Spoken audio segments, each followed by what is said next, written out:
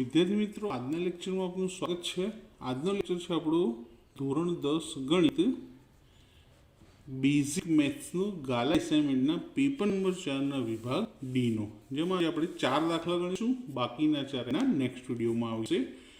અત્યારે આપણે જોઈએ કે દાખલા નંબર 47 છે પેપર 4નો। બિંદુઓ ઈ અને એફ એ પીક્યુઆરની બાજુઓ અનુક્રમે પીક્યુ અને પીઆર આવેલા છે। तो ई અને एफ એ બે બાજુ પર આવેલા છે, PQ અને PR ઉપર। PQ ઉપર E બિંદુ અને PR ઉપર F બિંદુ। બે વિકલ્પો આપે છે, નીચે બે દાખલા આપે છે આપણને। સાબિત શું કરવાનું છે કે દરેક વિકલ્પમાં EF સમાંતર QR છે કે કેમ તે જણાવો। તો EF અને QR સમાંતર છે કે નહીં તે આપણે સાબિત કરવાનું છે। સૌપ્રથમ પહેલામાં આપણને કયા માપ આપે છે તે જોઈએ। जो PE અને EQ, तो PE અને EQ, तो આપણે PE अपॉन EQ ની કિંમત શોધી। PE નું માપ કેટલું છે 3.9, EQ નું માપ કેટલું છે 3।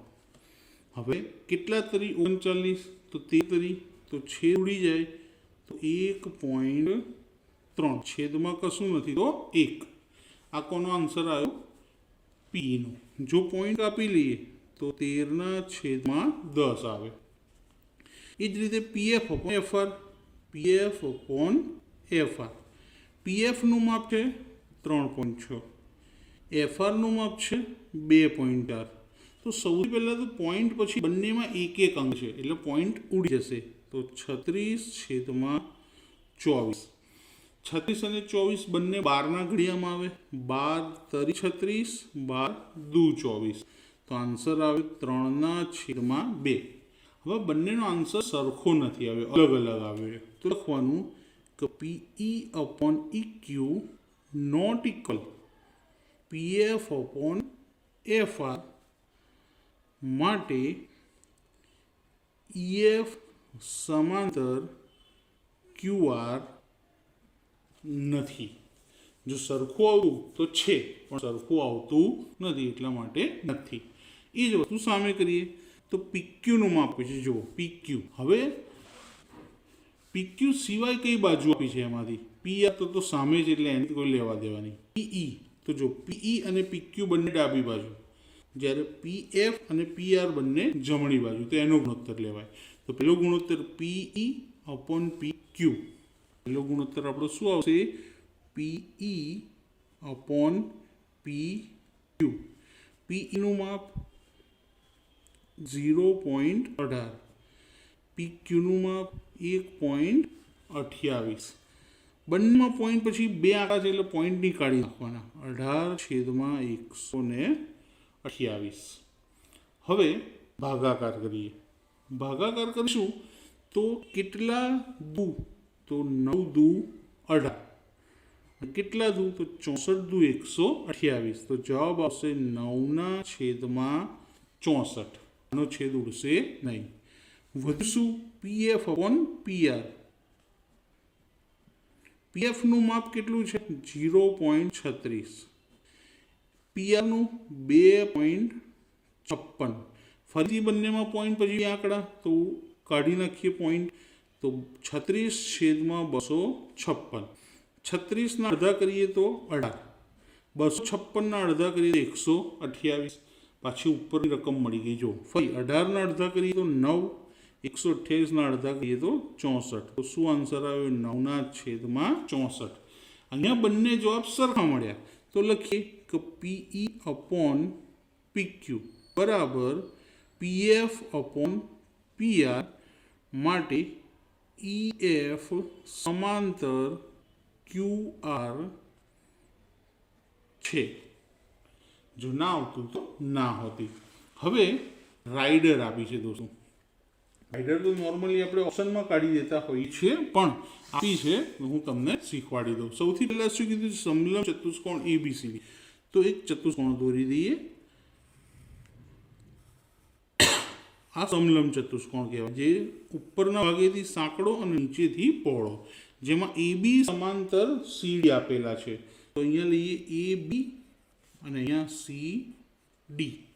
બિંદુ E અને F અનુક્રમે સમાંતર ન હોય તેવી બાજુ AD અને BC પર છે। તો એડી અને બીસી ઉપર કયા બિંદુ છે? ઈ અને એફ. તો એડી ઉપર લઈએ બિંદુ ઈ અને બીસી ઉપર લઈએ બિંદુ એફ. એડી ને સમાંતર હોય તેવું સાબિત કરવાનું કે ઈ અપોન ઈડી. તો હવે આ બંનેને આપણે જોડી દઈએ છીએ ઈએફ ને, અને એક તૂટક લાઈનથી વિકર્ણ બનાવ્યો જે ઈએફ ને ઓ બિંદુમાં છેદે છે. કયા બિંદુમાં છેદે છે? ઓ બિંદુમાં. હવે આની વિગતો લખીએ. તો સૌથી પહેલા શું છે? ઈએફ ને કયા બિંદુમાં છેદતી? ઓ બિંદુમાં. ઈએફ ને ઓ બિંદુમાં છેદતી રેખા એસી દોરો. તો ઈએફ ને ઓ બિંદુમાં છેદતી રેખા એસી દોરો. તો સૌથી પહેલા એક તૂટક લાઈન દોરી જે ઈએફ ને ઓ બિંદુમાં છેદે છે. ત્યારબાદ એબી સમાંતર સીડી. એબી સમાંતર સીડી અને બીજું શું છે? ઈએફ. આ વચ્ચે આપણે લાઈન દોરીએ બી. ઈએફ સમાંતર એબી એવું આપણને આપેલું છે. ઈએફ સમાંતર એબી જો અહીંયા આપ્યું છે સમાંતર હોય આપેલ છે, એટલે આ બે કિંમત આપણને આપેલી છે. હવે ઈએફ સમાંતર એબી થાય તેથી ઈએફ સમાંતર સીડી થાય જ, કારણ કે ઈએફ એબી ને સમાંતર છે અને એબી કોને સમાંતર છે? સીડી ને. એટલે ઈએફ અને સીડી પણ સમાંતર થાય છે. હવે ત્રિકોણ લેવાનો છે આપણે, અને ત્રિકોણ લઈએ એ ડી સી. આ ત્રિકોણ બન્યો એ ડી સી. તો ત્રિકોણ એ ડી સી માં ઈઓ અથવા ઓ જે લખવું હોય એ લખી શકાય. સમાંતર ડીસી. ઓ ઈ સમાંતર ડીસી અથવા સીડી, એમાં પણ તમારે જે લખવું હોય એ લખી શકો છો. કારણ કે આપણને અહીંયા આપેલું છે કે ઈએફ સમાંતર સીડી છે, તો ઈઓ પણ સીડીને સમાંતર જ થશે. તેથી અહીંયા ઉપર લખીએ હવે. તેથી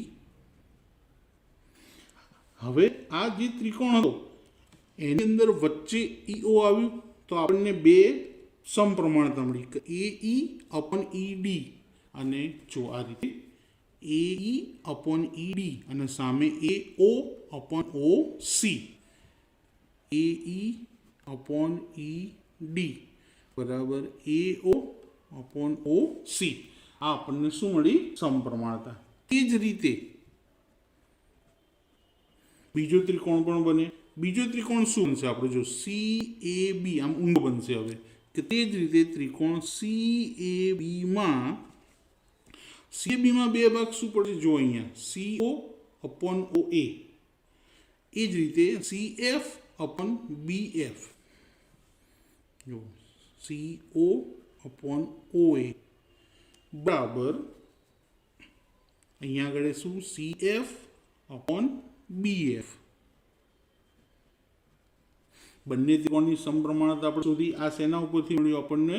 પ્રમેય 6.1 પરથી. એટલે કે હવે આ બંને જે સમપ્રમાણતા મળી એમાં બે બાજુ સરખી છે.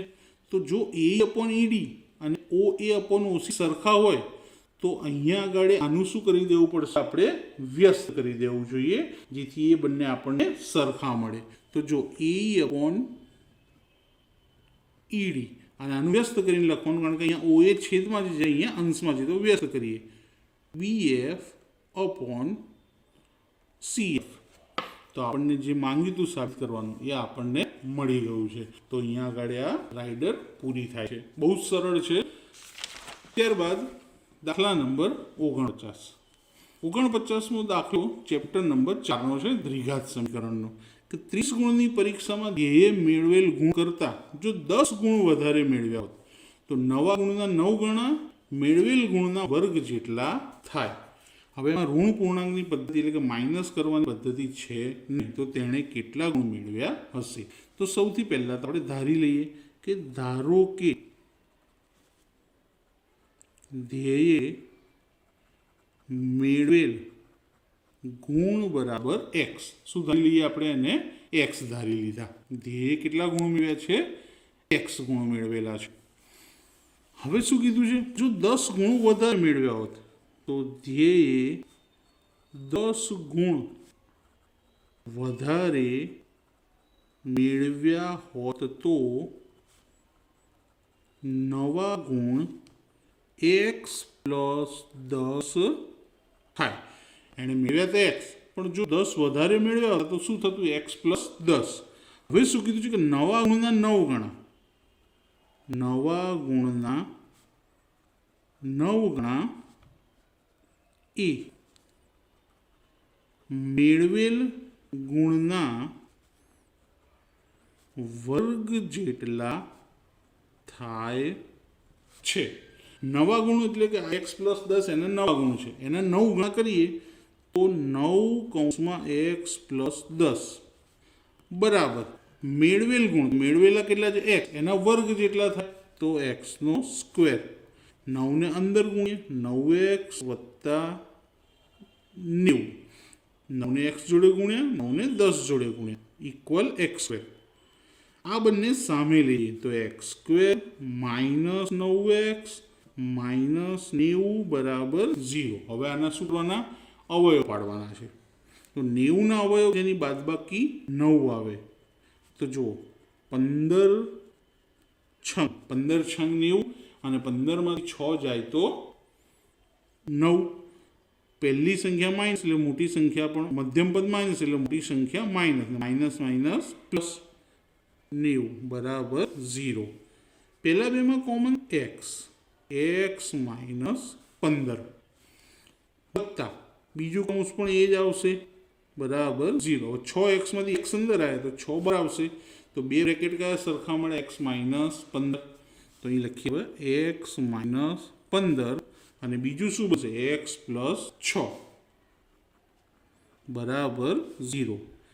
એક્સ માઇનસ 15 બરાબર 0 અને એક્સ પ્લસ 6 બરાબર 0. માઇનસ 15 સામે જાય તો પ્લસ, પ્લસ 6 સામે જાય તો માઇનસ. હવે ક્યારેય કોઈ ગુણ પરીક્ષામાં માઇનસમાં આવતા નથી, એટલા માટે આ શું થઈ ગયું? અશક્ય. તો માટે ધ્યેયે પરીક્ષામાં 15 ગુણ મેળવ્યા છે. પરીક્ષામાં કેટલા ગુણ મેળવ્યા છે? 15. ચોપડીની બહારનો દાખલો છે. બીજો દાખલો, દાખલા નંબર 50. આજનો છેલ્લો દાખલો ચોપડીનો જ છે પણ થોડો ડિફિકલ્ટ છે. પ્રથમ 7 પદોનો સરવાળો એટલે S7 કેટલો આપેલો છે? 49. ત્યારબાદ 17 પદોનો સરવાળો એટલે કે S17 આપેલો છે 289. હવે જ્યારે S ઉપરથી જો આપણે સમીકરણ બનાવવા હોય તો SN નું સૂત્ર લખવું પડે કે SN બરાબર n/2 કૌંસમાં 2a plus n-1 into d. SN ની જગ્યાએ S7, એનની જગ્યાએ 7, કારણ કે અહીંયા એનની જગ્યાએ આપણે 7 લખ્યા એટલે અહીંયા પણ 7. એ ખબર નથી, એનની કિંમત 7 - 1, ડી પણ ખબર નથી. S7 એટલા 49, બગડો છેદમાંથી અંશમાં અને અંશમાંથી છેદમાં. 2a પ્લસ 7માંથી 1 જાય તો 6 અને જોડે ડી. 70 49 તો ગોઠવીને લખી કે 2a પ્લસ 6d 7 દુ 14. હવે સમીકરણને 2 વડે ભાગતા આને અડધું કરી દઈએ તો 2a ના અડધા એકલા a, 6 ના અડધા 3 અને 14 ના અડધા 7. નંબર 1. આ જ રીતે તમે બીજું બનાવી શકો ને તો વિડીયોને પોઝ કરીને તમે બીજું સમીકરણ બનાવવાનો પ્રયત્ન કરજો. ના ખબર પડે તો વિડીયો પ્લે આગળ કરજો. તો અહીંયા આપણે SN નું સૂત્ર લખીશું સેમ સામે જેમ હતું એમ. સામે આપણે SN ની જગ્યાએ S7 લખ્યા તો અહીં 17 આવશે. એનની જગ્યાએ બધે 17, એ ખબર નથી. એનની જગ્યાએ 17 -1, ડી પણ ખબર નથી. S17 ની કિંમત 289, છેદનો બગડો સામે અંશમાં અને 17 છેદમાં 2a અને 17માંથી 1 જાય તો 16. 17નો વર્ગ 289, તો છેદ ઉડાડતો ઉપર 17 આવશે. ગોઠવી દઈએ. 2a પ્લસ 16d, 17 દુ 34. અહીં પણ સમીકરણને 2 વડે ભાગતા અડધું કરી. 2a ના એકાએ, 16 ના અડધા 8 અને 34 ના અડધા 17. સમીકરણ નંબર 2. હવે આ બંને સમીકરણ આપણે શું કરવાના છે? ઉકેલવાના છે. તો સમીકરણ 1 અને 2 ને ઉકેલતા સમીકરણ 1 અને 2 ને ઉકેલતા, તો પહેલું સમીકરણ લખીએ. પહેલું સમીકરણ આપણું છે a પ્લસ 3d બરાબર 7 અને બીજું છે a પ્લસ 8d બરાબર 17. નિશાની બદલવી પડશે. પ્લસ છે તો માઇનસ, પ્લસ છે તો માઇનસ, પ્લસ છે તો માઇનસ. એ ઉડી ગયા. 8માંથી 3 જાય તો 5, પણ મોટી સંખ્યા માઇનસ એટલે માઇનસ. 17માંથી 7 જાય તો 10, મોટી સંખ્યા માઇનસ. બંને બાજુથી માઇનસ નીકળી ગયા. d બરાબર 10 ના છેદમાં 2, તો માટે d બરાબર કેટલા? 5. હવે આ જે 5 મળે તો સમીકરણ 1માં d બરાબર 5 મૂકતા પહેલું સમીકરણ અહીંયાથી લઈ લઈએ. a પ્લસ 3d બરાબર 7, a વત્તા 3 કૌંસમાં 5 બરાબર 7, તો a વત્તા કેટલા? 15 બરાબર 7. 15 સામે જશે તો a બરાબર 7 માઇનસ 15. 7માંથી 15 ના જાય, 15માંથી 7 જાય તો 8, પણ કેવા? માઇનસ. તો a અને d બંને મળી ગયા. હવે આપણે શું શોધવાનું છે?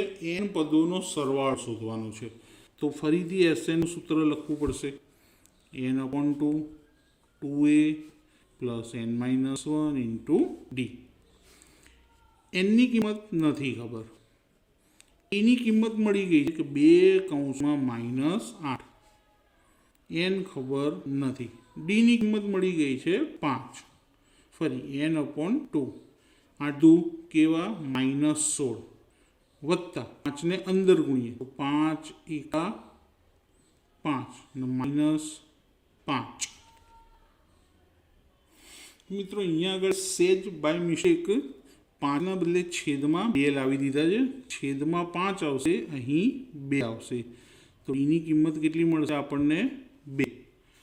અહીંયા પણ ડીની જગ્યાએ 2, તો 3 દુ 6 અને 6 સામે જાય તો માઇનસ, તો 7માંથી 6 જાય તો 1. પ્રિન્ટિંગ મિસ્ટેકના કારણે પ્રોબ્લેમ થઈ ગયો છે. તો ડી બરાબર 2 અને એ બરાબર 1. તો આને રહેવા દઈએ, ઇગ્નોર કરીએ. બાજુમાં ફરી લખી દઈએ. n/2, એની કિંમત 1, તો 2 કૌંસમાં 1. n-1, ડીની કિંમત 2. n/2 2 એકા 2 વત્તા 2 ને અંદર ગુણીએ તો 2n અને 2 એકા 2 પ્લસ 2 માઇનસ 2 ઉડી ગયા. n/2 વધ્યું શું અંદર? 2n. 2 ઉડી ગયા તો જવાબ આવ્યો n². n ગુણ્યા n એટલે કેટલા? n². તો n પદોનો સરવાળો કેટલો મળ્યો આપણને? n². તો આ વિડીયોને આપણે અહીંયા જ અંત કરીએ છીએ. વિડીયો પસંદ આવે તો લાઈક કરજો, શેર કરજો અને ચેનલને સબસ્ક્રાઈબ કરવાનું ભૂલતા નહીં. Thank you.